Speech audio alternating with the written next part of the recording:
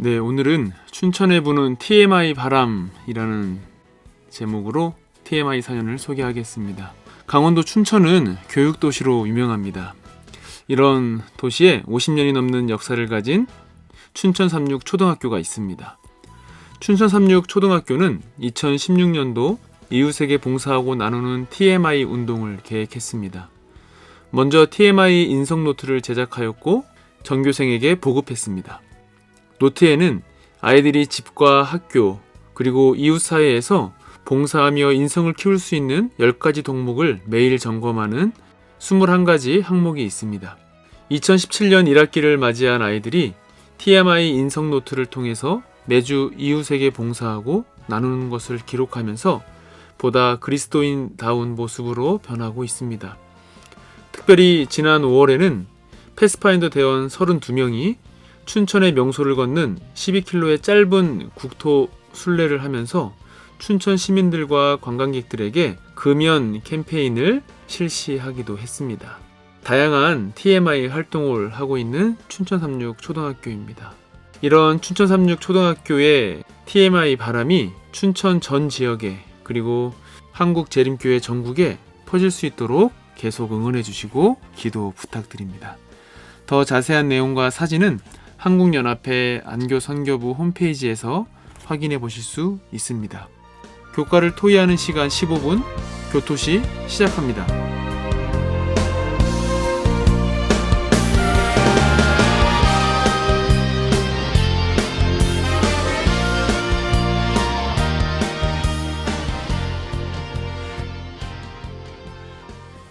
오늘은 사정상 다른 패널 분들을 못 모셨습니다. 오늘은 저와 함께 1대1로 함께 교과를 토의해 보겠습니다. 지난주 교과에서는 거짓 교사들이라는 제목으로 함께 교과를 토의했습니다.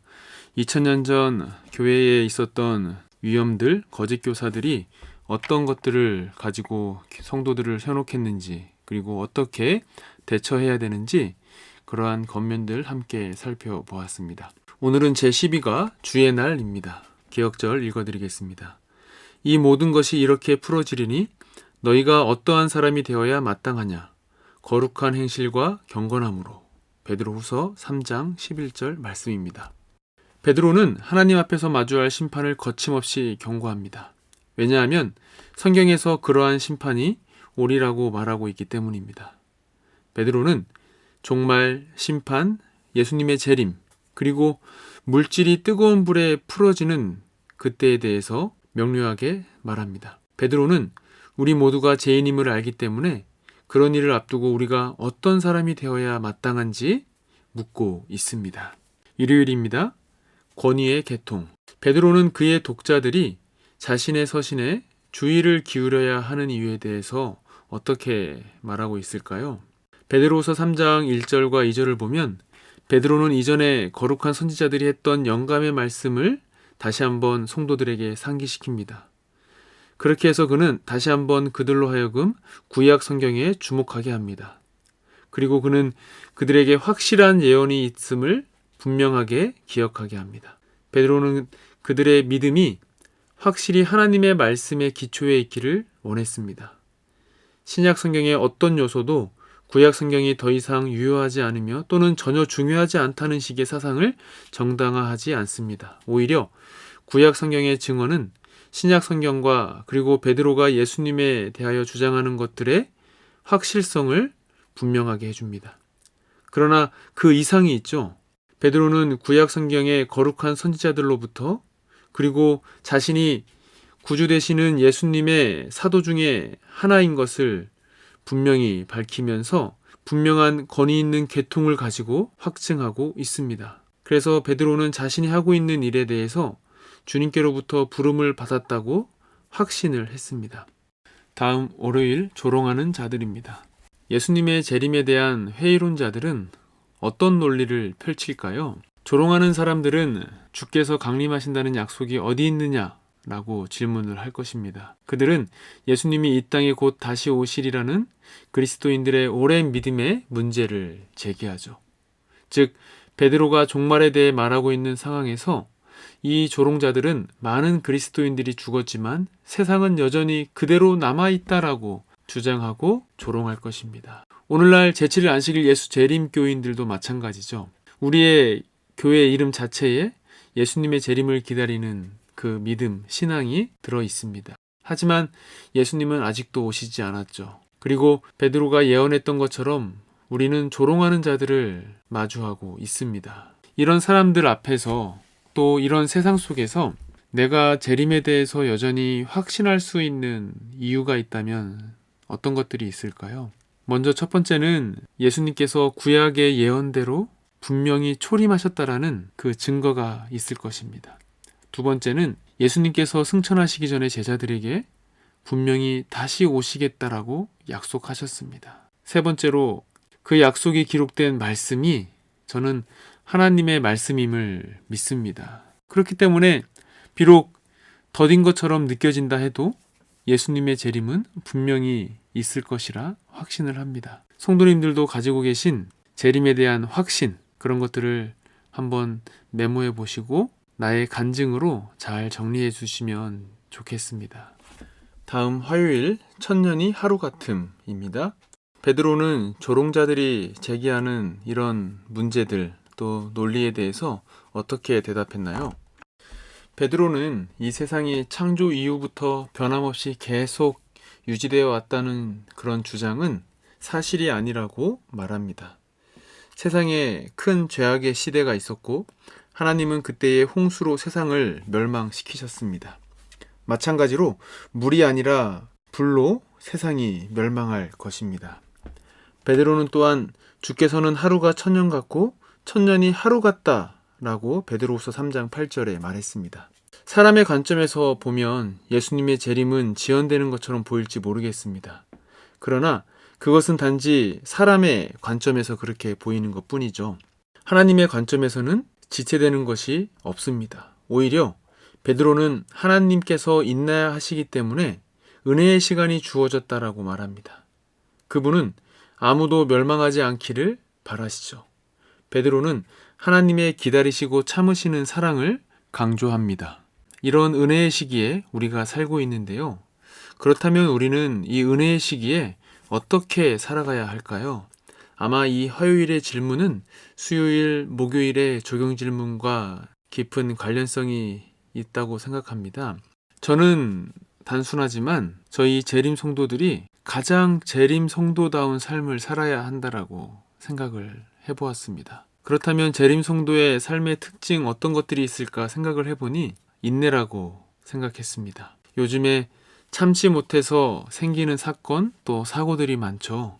이런 시대에 우리 재림 성도들이 하나님께서 우리를 참으시고 기다리시는 것처럼 참고 기다리는데 정말 지혜로울 필요가 있다라는 생각을 해보게 됩니다. 실제적으로 층간소음, 각종 악취, 그리고 여러 가지 비상식적인 행동 때문에 피해를 입을 때가 있죠. 하지만 그럴 때 똑같이 싸우고 언성을 높이기보다는 한 번 더 생각하고 또 하나님께 지혜를 물으면서 참을 줄 알고 또 한 번 더 용서할 줄 아는 그런 인내가 우리에게 필요하지 않을까 생각을 해봅니다. 다음 수요일 그래서입니다. 베드로는 그래서 그것이 지금 나와 무슨 상관이 있다는 것인가? 라는 질문에 어떻게 대답을 하고 있습니까? 우리가 오래 기다릴수록 사실 재림은 더욱 가까워지는 것이죠. 하지만 우리가 오래 기다릴수록 우리는 예수님의 재림이 우리의 매일의 삶에 실제적인 영향을 미치지 않는 것처럼 멀게 생각하기가 쉽습니다. 베드로의 말처럼 예수님이 재림하시고 우리가 심판을 받게 될 것이라면 그리스도인들은 거룩하고 경건한 삶을 살아야 할 것입니다. 예수님이 언제 오시든지 그분의 재림은 현재 우리의 삶의 방식에 영향을 미쳐야 하는 것이죠.